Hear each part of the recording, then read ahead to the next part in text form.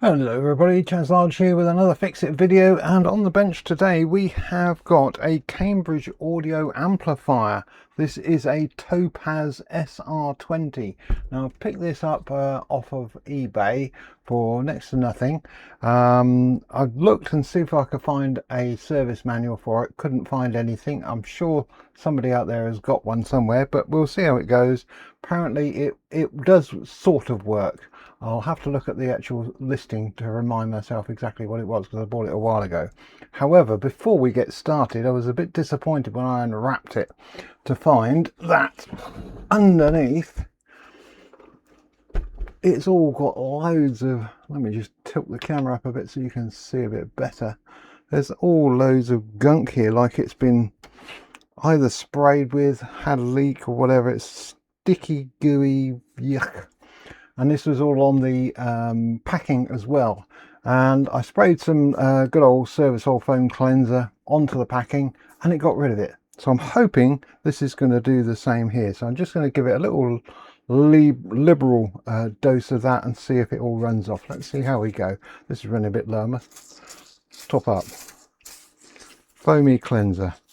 This is brilliant stuff. In fact, I saw Doz's television workshop. He was using some of this the other day on his one of his TV repairs, and he was extolling the virtues of it. I would too, and it is really good stuff. One thing be careful of: if you've got plastic cabinets with writing on, it will take the writing off. I did find that out the hard way once. I was cleaning a cabinet that got all these little delicate drawn lines on it. Sprayed this stuff off, the lines disappeared. And the boss said, I thought that TV had lines on it. Not anymore, no, never noticed any, boss. No, never noticed any. There we are. Anyway, sprayed it. It's starting to run down. Just get some tissue paper and see if that gets it off. Yes, it is. It's cleaning it. So whatever this gunk is, it's managed to dissolve it, taking it off. You just need to be careful on the front cabinet. There's writing on there. It doesn't seem to have affected that, thank you very much. It could also be that that TV that I sprayed it on was if my memories, was an exhibition model that was new out of the factory. It may not even have been a finished model. So but that was a long time ago, 1985, and when I was working for a major company that was how should we say, not blunt. They weren't very blunt, and the original device, the things that they used to make were pencils. It's what the first thing. So those of you that know history of electronics manufacturing in Japan, well, should be able to work that one out. So leave that on there, let the foam disappear, and that usually takes the stuff off. But it's working quite well. I'm quite pleased with how that's taken that off. Yeah, I think we've got a bit here, but I'm just going to have to use a spudger on just to scrape it. It looks a little bit thicker. Yeah. So all this before I've even gone inside it. But I'd rather not go inside it if I've got to put sticky fingers on it. Let's see how we go. Yeah, another little bit there. Those are stuck. Yeah, maybe that it was let's get another fresh bit of paper, that it was stored somewhere next to something that leaked or some such thing. I don't know, but it looks like it's cleaning up quite well. Now the front cabinet's got some, sort of like a metallic-y sort of, almost what do you call it, enameled. It looks like an enamel finish, but I think it's got too hot and the enamel coating has burnt off, so that might be the problem, because the transformer is sat right under there. Okay, right, so let's move the old camera back there. Let's see, I've got this part of the description from the seller. Just zoom into that. It says, selling for parts or repairs, there's no sound, condition is rough. Well, yeah, that's pretty much all we've got on that. So I don't know quite what that's going to prove anything, but yes, the edge here of the top cabinet is rough. There was that gunk underneath. He says there's no sound.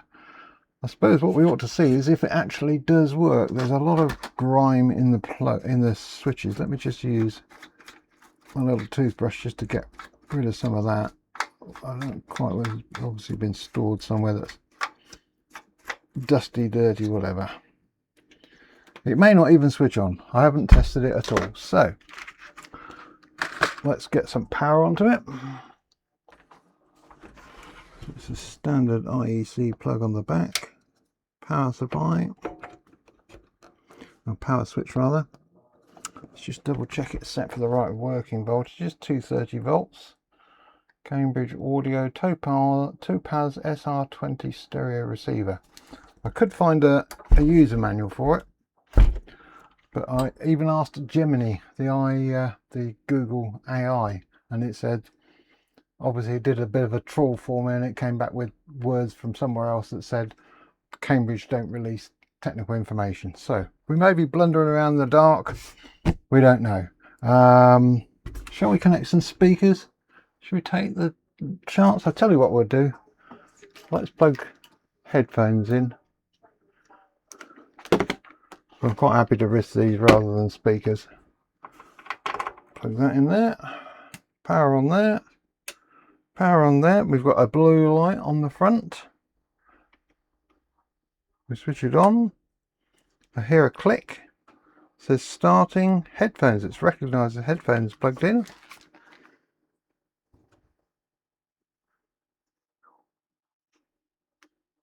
I think there was a slight crackle from there. Let's get the old test signal. Right, there we are.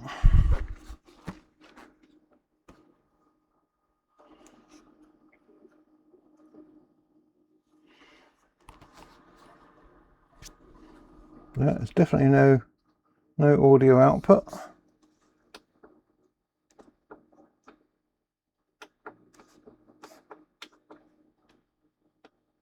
Speaker A and B. Phono, auxiliary 3, auxiliary 1. FM. No hiss or anything. So I'm thinking we're going to have an audio output problem. Audio output stage problem. Let's stop that. And let's have a look inside. I'll take the lid off, you watch the titles.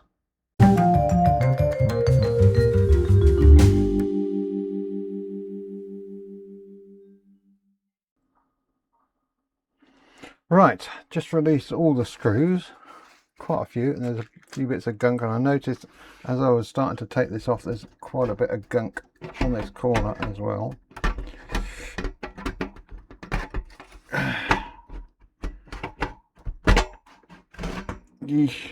Yeah, gunk all the way along that edge.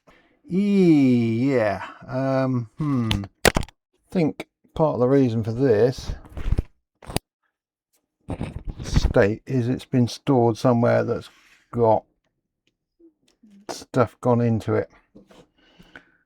It is absolutely filthy inside, so you can see the state of this.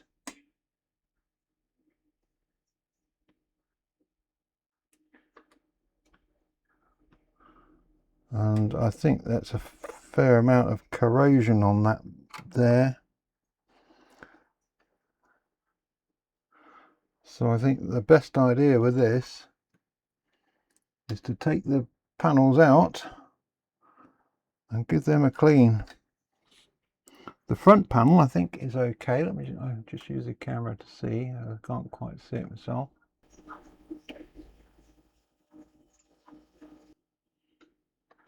Yeah, front panel doesn't look too bad. It's just that main board there. There's the processor. It's obviously not been affected too much because it's still doing some functions. But with that sort of corrosion, possibly liquid spillage on it. It's probably taken out preamps. Oh, there's a potential leaky capacitor there. Yeah, so I think the starting point with this is to get this board out. That rear tuner section seems to be okay. So I asked myself, how do we get this apart? Well, we've got a big heatsink with a fan here. I think there's one little painfully obvious thing there. It looks like,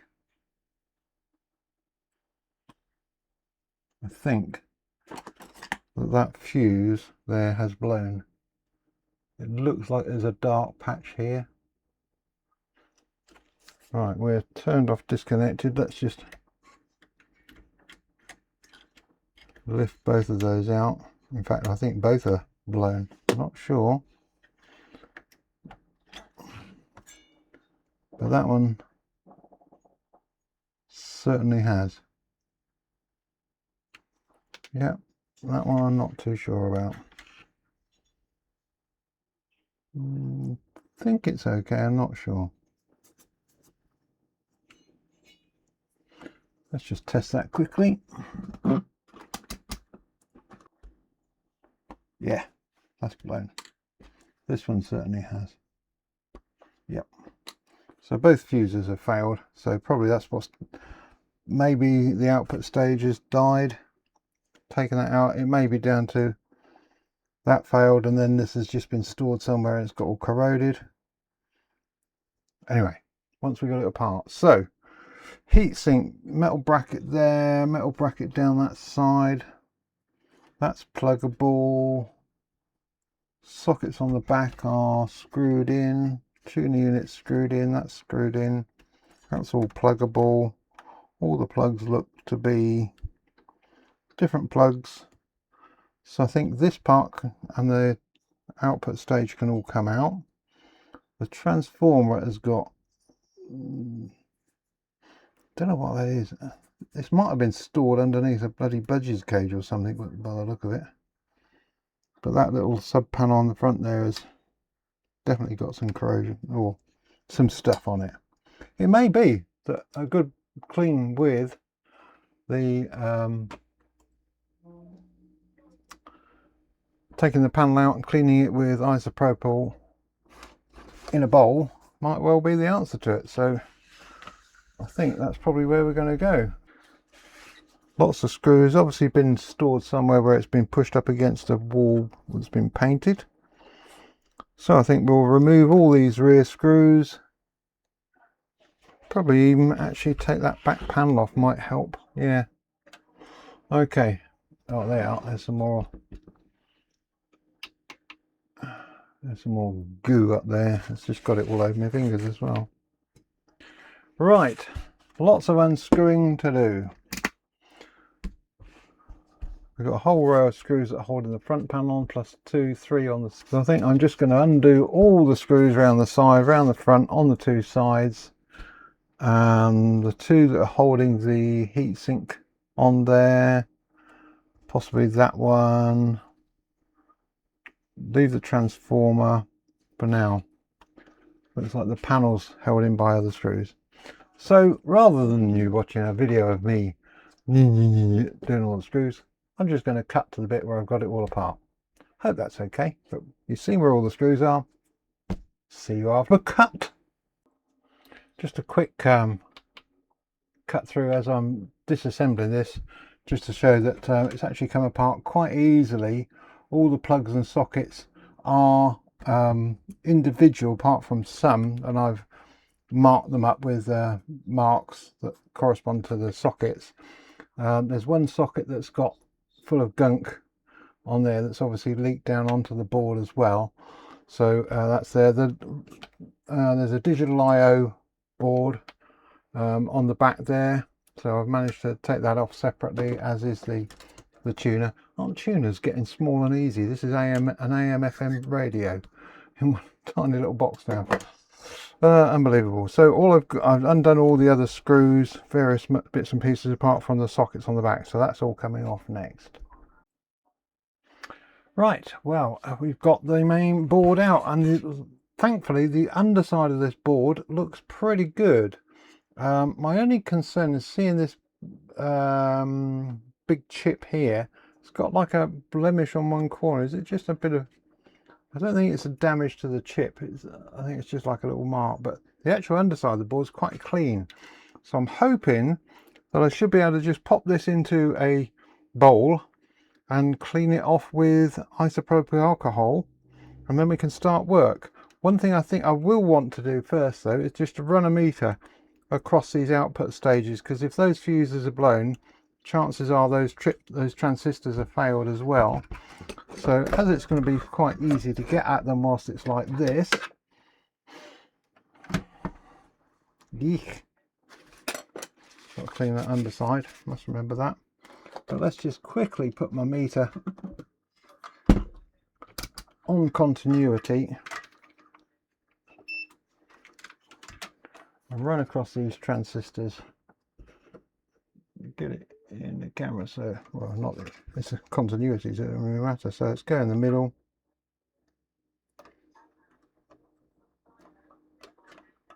Now that one almost certainly has failed. Yeah, but there may be just a low ohm resistor across there, but yeah, those two are short as well. Yeah, I think these are okay. These have failed. These are okay. So let's have a little look and see what those transistors are, because I may need to do a special order. So can we see what they are? They are not easily seen. Get some extra light in there. NJW0302G, and the other one is NJW0281. So let's write those down. And there's a little bias transistor in the middle. Has that failed as well? Let's just test that. It may read short circuit, but it doesn't. I think just the output stage. That was me inadvertently touching the two probes, but was it these? Yeah, it's these ones.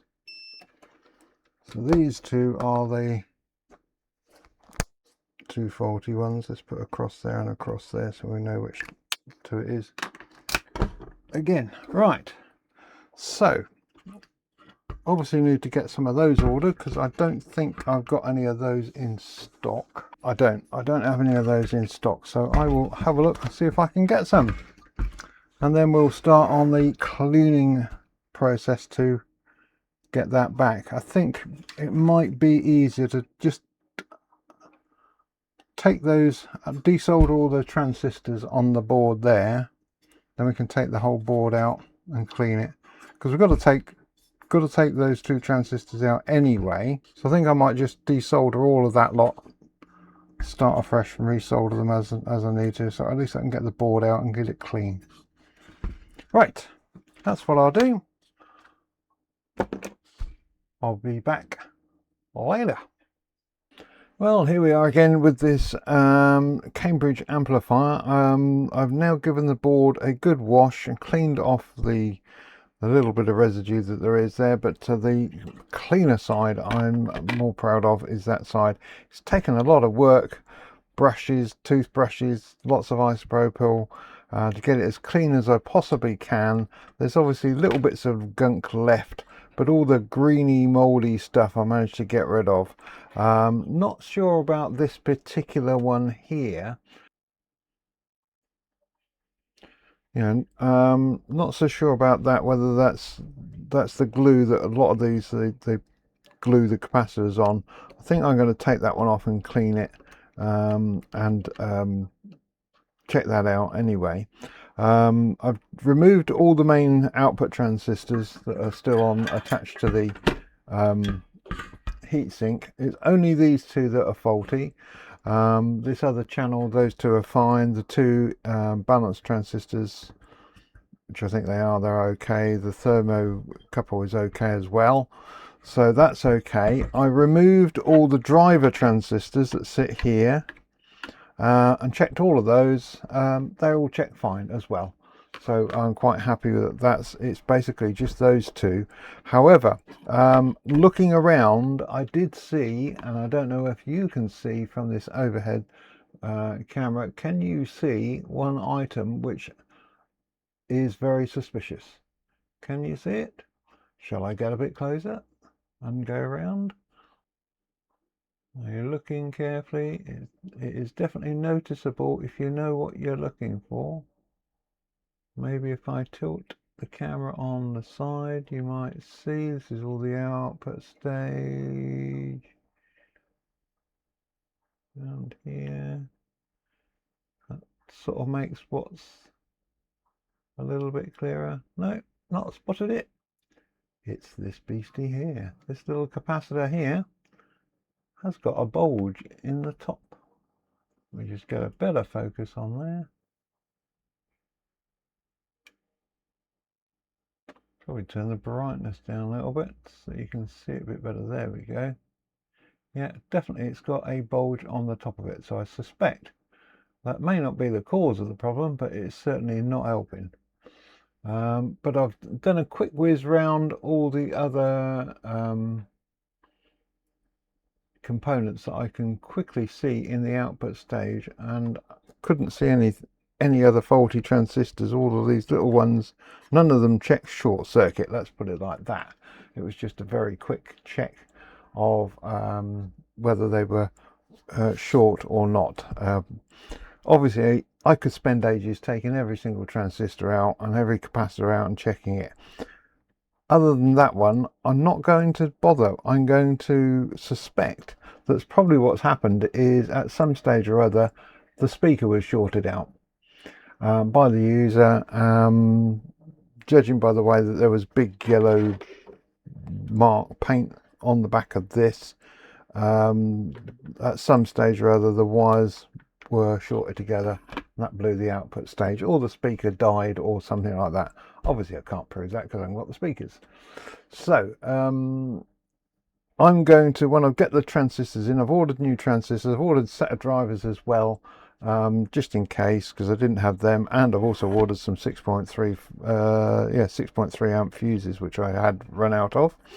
Not that I remember the last time I used one, but I'm basically going to put it back together and then just do a cold resistance check when I've got new transistors in and see if anything changes different from one channel to the other, then possibly bring it up slowly on the variac to see if it will begin to balance the voltage correctly, because you can do that. There's certain output stages you can't do that with.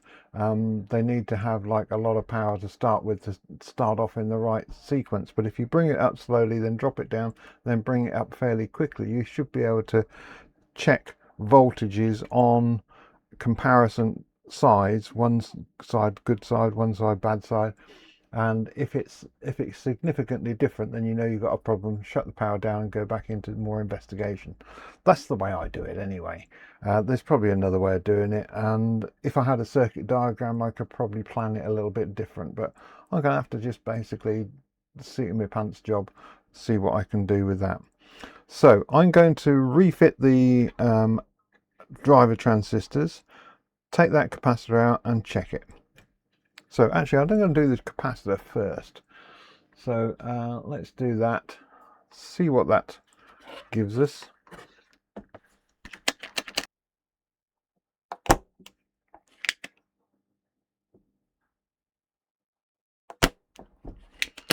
That should now be fairly loose. Like so. Right, you can see a bulged top. There you go. It is a 470 microfarad at 10 volts. That reads 38 nanofarad, 0.38 nanofarad. Oh no, 47 microfarad. 220. It's taken a long time. 552 microfarad. Yeah, 552. Took a long time to get there. Let's use the old component tester to see what the ESR is. Go between legs 1 and 3. Why not? Leg 1.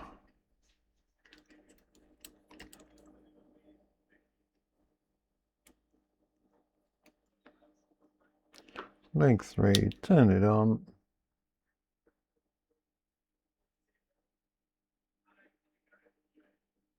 Testing. It's a capacitor. And it says 90 microfarad. Definitely don't think that's right. Let's check it against a known good 470 microfarad. 470 at 16. Let's do a comparison. See, that one said it was 88 or so with a 17 ohm ESR. Let's see, what does this one say? It's a capacitor 425 with 16 ohm ESR.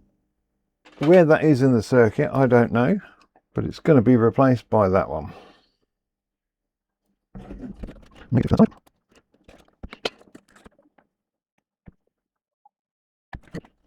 Solid in there. It's solid line. There we go. We'll change it. Now, couldn't see any others that were dodgy.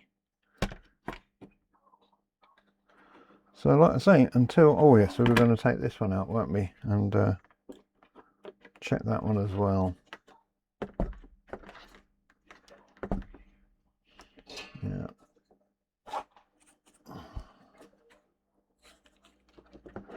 Don't think it's faulty, but that's, I'm watching another repairer who seems to have this in mind, that the glue that they stick these in with can go conductive. I've never come across that myself, but as it doesn't look the same color as the glue on the other big transistor capacitors, as you can see,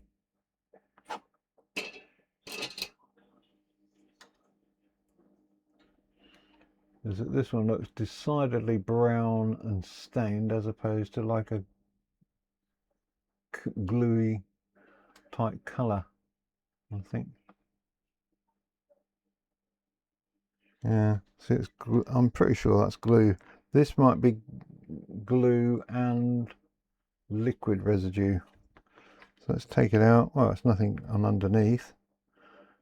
Yeah, it's just discolored glue, I think. Pretty sure that's all it is. Discolored glue. Let's see what value it is. It's a 2200 at 16 volts.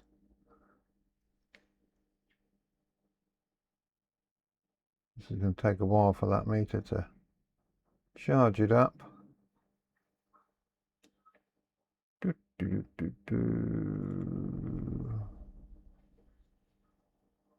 Is it going to charge it up? Yeah, 2300 microfarad. I would say that's okay. I'm going to scrape the glue off, because it's obviously not doing any good.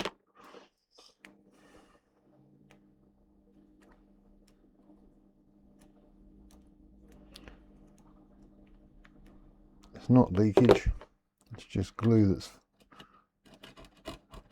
gone discolored.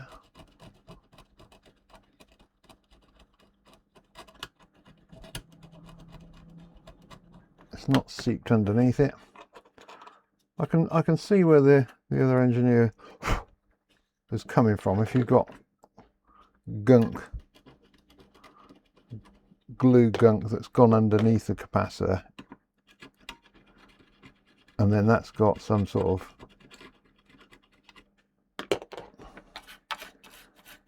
leakage component on it, it could have failed, but this hasn't failed. This is okay. That's going back in. I'm not one of these that does change all electrolytics by default. I don't believe in that. I do it for somebody that will pay me to change all the electrolytics in something like an old TV chassis or something like that, where certain capacitors are known to fail, like the old Cub monitors. I've done enough of those, but I will not just do it because that's what's done.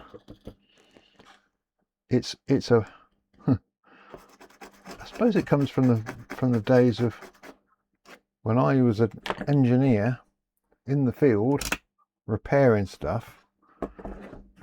You only had a limited number of components to keep with you on the car. You couldn't keep a whole storehouse on the car. So if you went to every TV and video and hi-fi that you repaired in the field and had to change all the capacitors, you'd be there all day, and you might not have fixed the fault by changing, and you've changed all those capacitors. Now, to me, it's a bit of a way of getting around doing the work and finding the faulty component. You know, do a blanket change of everything. I mean, well, that's basically what's done these days, isn't it? I mean, as an engineer, I can remember diagnosing down to a faulty component on a circuit board just before I retired from that trade. And you order the component from the manufacturer, and what do they send you? A new board. So you end up becoming a board monkey, just, you know, panel swapper. And that was just, you know, not the right way to go about fixing things, in my opinion. But it was cheaper for the manufacturer, cheaper for the whatever. So I got out of that trade when that sort of thing started to happen. There we are. Right, I was going to stick those transistors back in, wasn't I? They're all the same, aren't they? Oh no, they're not. They're some are A940s and some are 2073s. Yeah. Now I did mark the board, but of course, having cleaned it, all those markings have disappeared. Good job I took a photograph. Right, so I've just put back onto the board where the 4 transistors are. That's an A940, that's a C2071, another 940 and another 2071. So let's put them back in. That's an A940. No, 2071. 940. Yeah. I don't see that. No, 2073.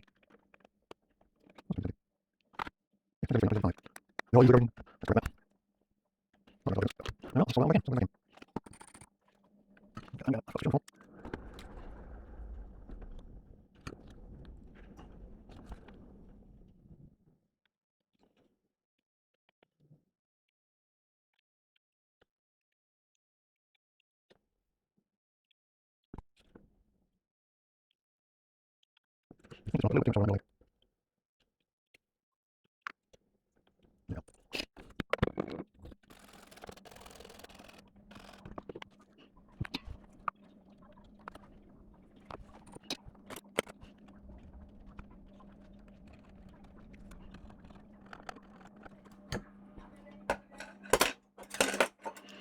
Right.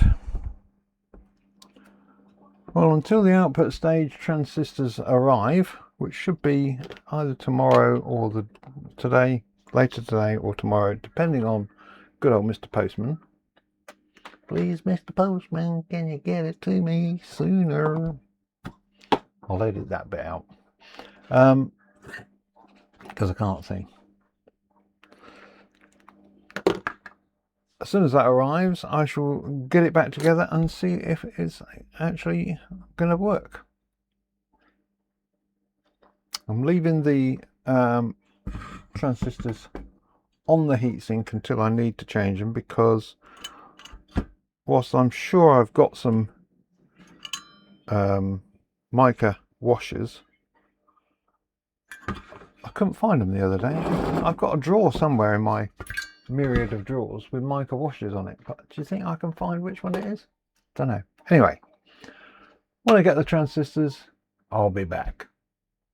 That's Arnie talk.